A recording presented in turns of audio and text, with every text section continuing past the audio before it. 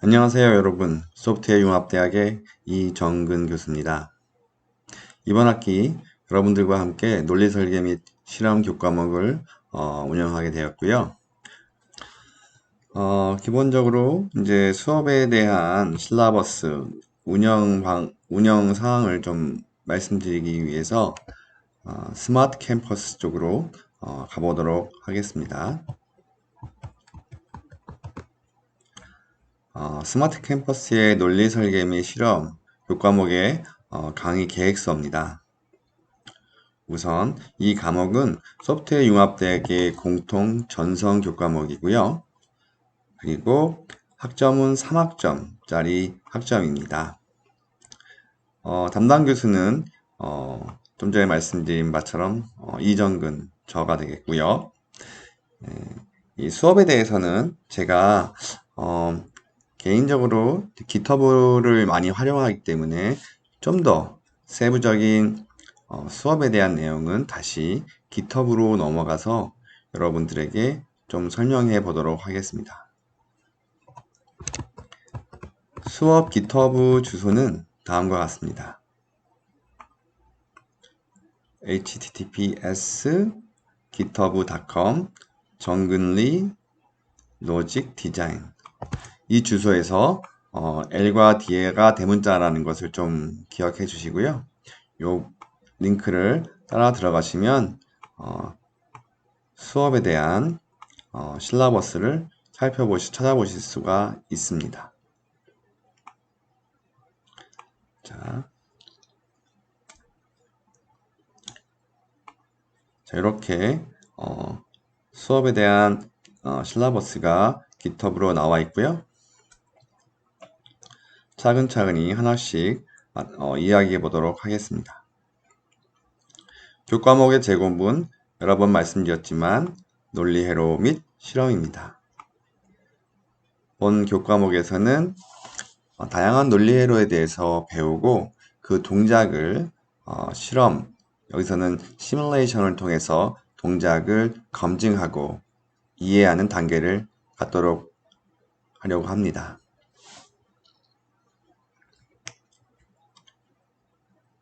제가 여기 보시면 논리회로 실습을 위한 동영상 개발을 몇 건을 해 놓은 바가 있기 때문에 이러한 기개발된 동영상 자료도 여러분들이 수업 때 활용할 수 있을 거라고 생각이 듭니다. 잠깐 들어가 볼까요? 동영상 수업은 제가 만들어 놨던 동영상 수업은 GitHub를 통해서 제공이 되고요. 여기에 렉처 1부터 렉처 10까지 한 9개의 작은 짧은 동영상 클립으로 제공이 됩니다.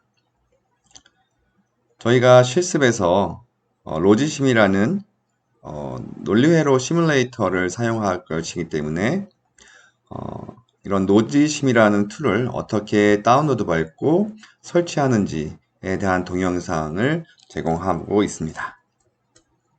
더불어 간단한 엔도와 게이트부터 4비트짜리 덧셈기라든지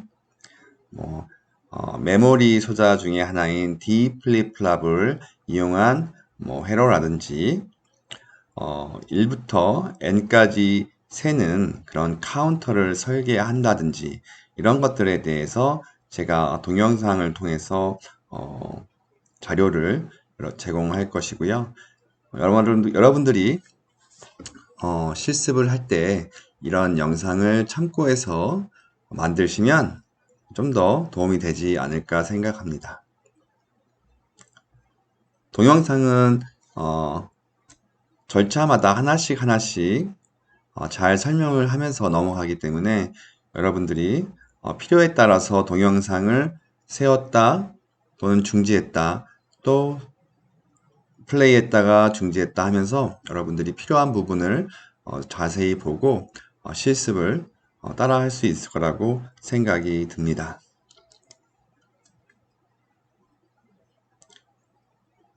다시 GitHub 주소로 넘어가도록 하겠습니다. 저희가 수업에서 질문을 받을 때요. 저희 수업 홈페이지가 GitHub을 통해서 운영되기 때문에 질문은 이슈 생성을 통해서 여러분들이 할 수가 있고, 이슈란을 통해서 생성된 질문은 다른 친구들과 함께 공유하면서 서로에게 도움이 되지 않을까 생각이 듭니다. 물론 이 이슈란 외에도 여러분들이 카톡방이라든지 또는 개인 이메일이라든지 이런 것들을 통해서 언제든지 질문은 가능하고요. 네, 일단 여기 이슈를 통해서 어떻게 질문을 하는지 간단하게 설명을 해보도록 하겠습니다. 자, 클래스 홈페이지에서 이슈라는 탭이 있습니다. 이 탭을 눌러보시면 이렇게 이슈 탭으로 들어가게 되고요. 여기에서 New Issue라는 버튼을 누르면 여러분들이 질문을 입력할 다이얼로그 박스가 나오게 됩니다. 자, 이슈를 눌러볼까요? 자, 이렇게 나오죠. 자, 그럼 여기에 질문을 쓰게 됩니다. 교수님,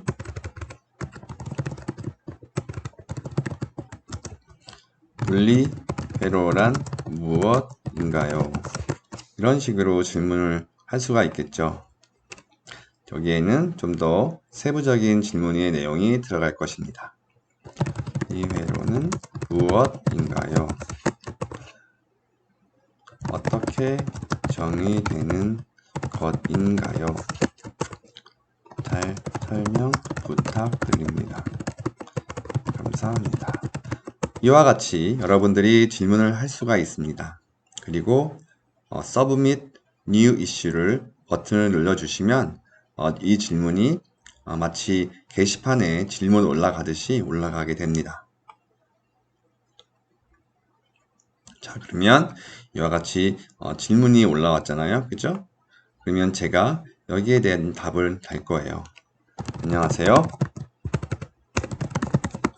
질문 감사합니다. 물리회로는 어떻게 어쩌고 저쩌고 처럼 와 같이 정의됩니다. 이렇게 답장을 할 것이고요. 여기서는 간략하게 답장을 하지만 저는 좀 더 세부적으로 질문에 대해서 답을 하도록 노력을 할 것입니다. 더불어서 이제 논리회로 같은 경우는 좀 비주얼한 부분이 필요합니다. 회로의 어떤 모양이라든지 이런 것들을 그림으로 그리거나 그런 부분들이 필요하기 때문에 그런 경우에는 동영상 클립을 몇 개 만들어서 설명과 함께 동영상으로 답변을 만들어서 유튜브에 올리면 여러분들이 함께 공유하면서 문제를 이해할 수가 있을 것으로 생각이 듭니다. 자, 다시 로직 디자인 홈페이지로 오겠습니다. 자, 요약입니다. 본 수업에서는 디지털 논리학의 역사적 배경과 기호 논리학 및 부울대수학을 강의합니다. 부울대수학은 용어가 굉장히 어려워 보이는데요. 부울이란 뜻이 이진이란 뜻입니다. 0 아니면 1로 이루어진 수 시스템에서의 수학을 의미하는 거고요. 여러분들도 많이 아시다시피 컴퓨터는 0과 1을 이해하는 시스템이에요. 그렇기 때문에 모든 회로나 어떤 모듈 같은 것들이 바이너리 시스템 0과 1로 1을 기본으로 동작을 하기 때문에 저희는 기호 논리학하고 부울 대수학을 조금 이해할 필요가 있는 것이죠. 사실 기호 논리학 하면 굉장히 어려운 내용처럼 보이지만 여러분들이 and라든가 논리적 or라든가 논리적 not이라는 것들을 조금 배우시면 금방 이해할 수 있으리라고 생각이 듭니다. 이러한 기호 논리학을 바탕으로 저희가 회로를 구성하게 되고 그 구성된 회로는 현존하는 마이크로 프로세서 디지털 시스템을 구현하는 데 밑거름이 될 것입니다. 네, 좀 더 넘어가도록 하겠습니다. 초반에 말씀드렸듯이 저는 이정근 교수이고요. 소프트웨어 융합대학 소속입니다. 현재 연구실은 성호관 1306 호실인데요. 현재로는 제가 본부에서 학생처장 보직을 맡아서 일을 하고 있기 때문에 본관 3층 학생처장실로 오시면 저를 볼 수 있습니다. 오실 때 미리 이메일이나 전화로 연락을 통해서 약속을 잡고 오시면 좋을 것 같습니다. 전화보다는 이메일을 보내시면 제가 좀 더 빨리 대응하고 답을 할 수 있을 거라고 생각이 듭니다. 저는 소프트웨어 융합대학에서 연구실을 운영하고 있는데요. 저희 연구실에서는 기본적으로는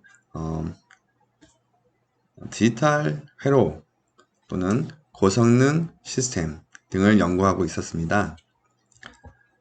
고성능 시스템이라고 하면은 GPU나 멀티코어, 매니코어 시스템에서 어떤 애플리케이션의 성능을 극대화하는 그런 연구인데요.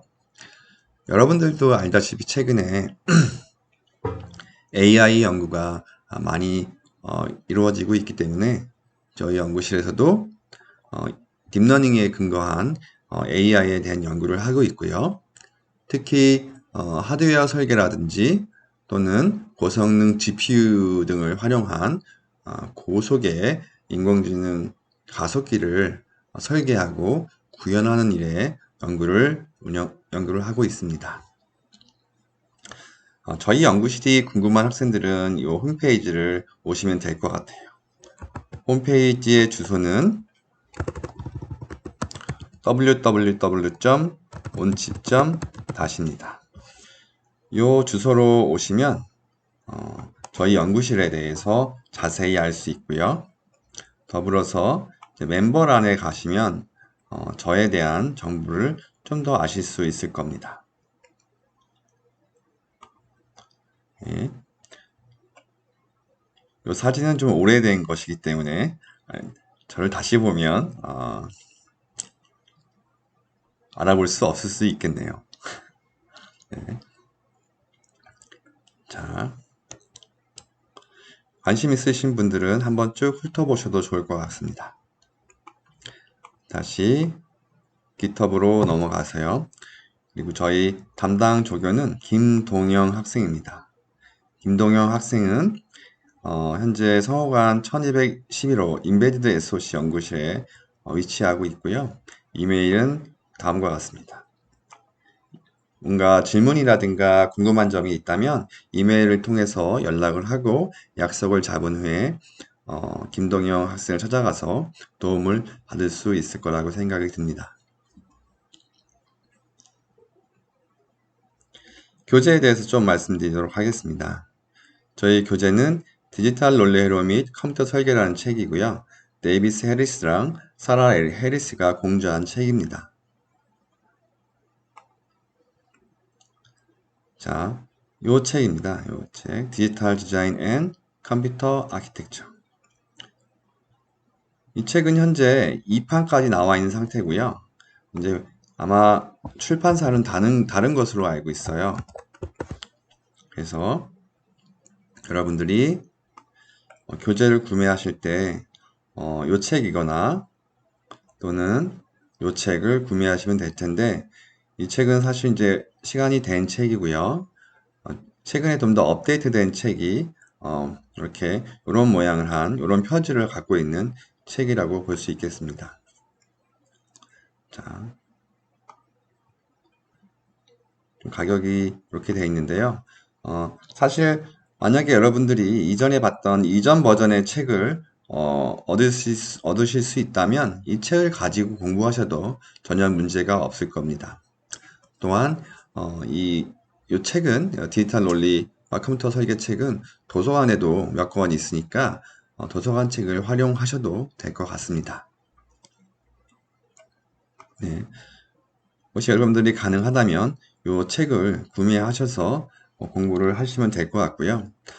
저 같은 경우는 1학기 때 디지털 논리 설계 및 실험을 이 책을 가지고도 하지만 2학기 때 진행되는 컴퓨터 구조 책 역시 이 책을 가지고 수업을 하기 때문에 이 책을 지금 구매하시거나 어떤 경로를 통해서 획득을 하시게 된다면 1학기의 논리 설계 교과목과 컴퓨터 구조 과목을 에서 활용을 할 수 있을 거라고 생각이 듭니다.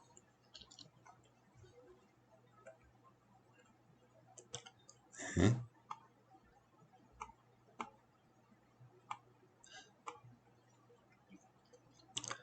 자, 그리고 평가 방법입니다. 평가 방법은 중간고사 35%, 기말고사 35%, 실습 및 숙제, 퀴즈 등이 30%를 차지할 것 같습니다. 결석이 3회 이상인 경우에는 F가 나오니까요. 여러분들 가능하면 열심히 출석을 해주시기 바랍니다.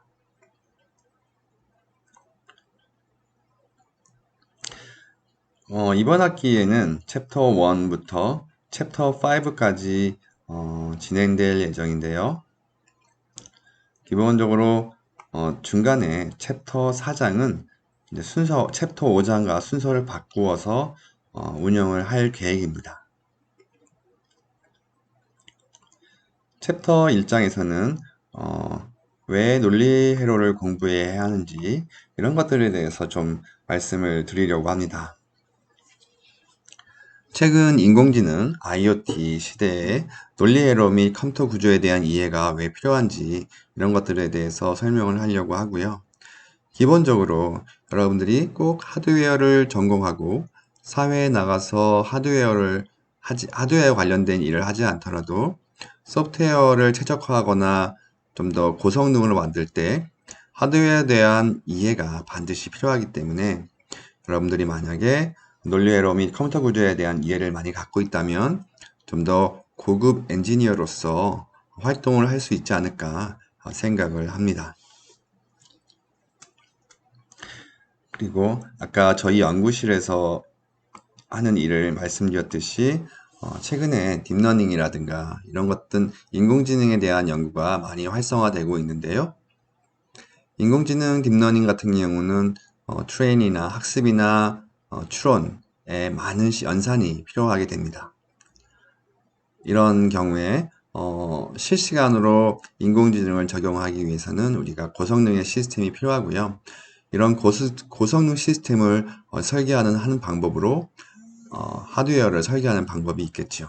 이럴 때 논리회로 및 컴퓨터 구조에 대한 이해가 꼭 필요할 수 있을 것입니다.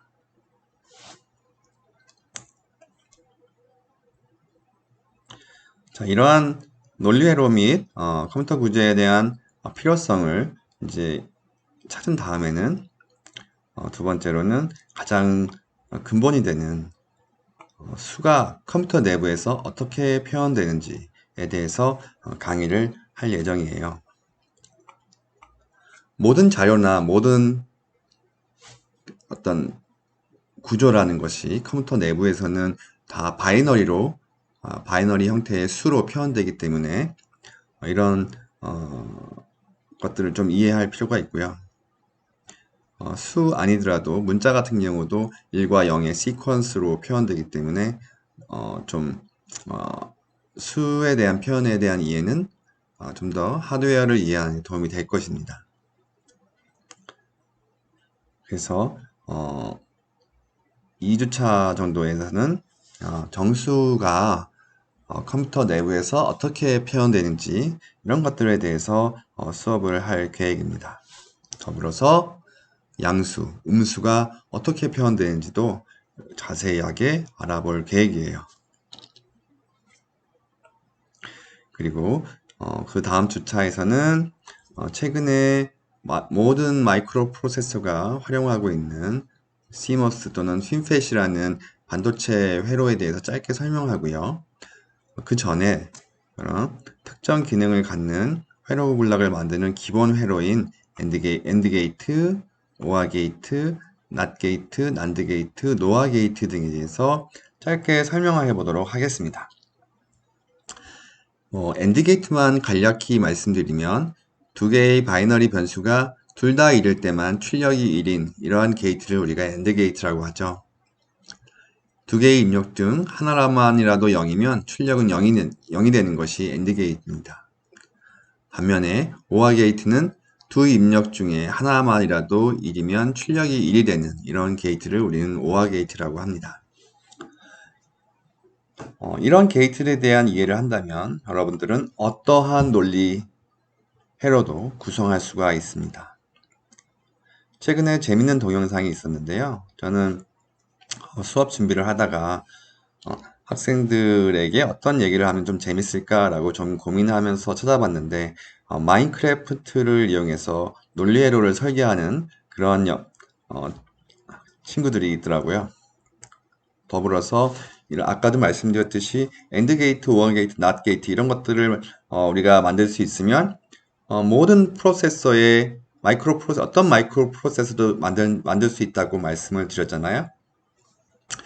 마인크래프트를 이용해서도 엔드 게이트, 오어 게이트, 낫 게이트를 만들 수가 있다면 어떠한 컴퓨터도 만들 수 있겠죠. 그래서 찾아봤더니 정말 마인크래프트로 컴퓨터도 만들고 멀티코어도 만들고 이런 정말 황당한 일들을 많이 하는 친구들이 있더라고요. 이 친구들은 아마 마이크로 프로세서에 대한 이해를 잘 하고 있는 그런 친구들일 거고요. 컴퓨터 구조나 논리 회로를 충실히 들은 친구들이 아닐까 그런 생각이 들어요. 혹시 여러분들이 마인크래프트에 대한 마인크래프트를 좀 할 수 있는 친구라면 이런 쪽에 들어가셔서 동영상을 보면서 회로를 볼 수도 있을 것 같습니다. 자, 여기 보면 엔드 게이트, 오어 게이트 이런 같은 식의 것들을 회로가 이제 낸드 회로가 됩니다. 노알 회로는요. 5월에서 그냥 낫만 붙이면 되겠죠. 5월이 뭐였죠? 네, 그냥 이런 식으로 레드스톤 연결하는 게 5월이었죠. 낫을 어떻게 붙일까요? 이런 식으로 붙여서 둘이 연결해주면은 노알이 되겠네요. 네, 노아 게이트를 만든다고 하네요. 하나라도 있으면 재밌죠? 어떤 자료를 가보시면 진짜로 마인크래프트로 마이크로 프로세서까지 만드는 것들을 에 대한 정리를 한 자료도 있으니까 한번 시간이 나실 때 보시면 좋을 것 같습니다.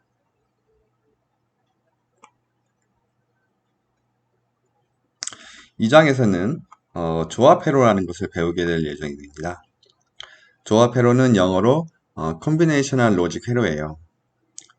크게 디지털 논리 회로는 조합 회로와 순차 회로로 구분이 되거든요. 조합 회로는 출력이 입력 회로의 입력 값에 의해만 결정되는 그런 회로를 우리는 조합 회로라고 부릅니다. 컨비네이셔널 조합 회로가 출력이 입력 값에 의해서만 결정되는 것에 반해서 순차 회로는 출력이 입력값과 내부 상태값에 따라서 바뀌게 되는 그런 회로를 순차 회로라고 부릅니다. 그래서 덧셈기 같은 경우는 입력이 두 개가 주어졌을 때 출력이 바로 나올 수 있겠죠. 예를 들어서 입력이 1이면 출력이 3일 것이고요. 입력이 2, 3이면 출력이 5가 나올 겁니다. 이렇게 입력이 주어지면 출력이 바로 계산되는 회로를 조합 회로라고 부를 수 있겠고, 순차 회로는 반면에 출력이 입력과 내부 상태 값에 따라서 바뀌는 그런 회로를 순차 회로라고 부르게 됩니다. 예를 들어서 우리가 1부터 100까지 세는 그런 회로를 만든다고 했을 때요.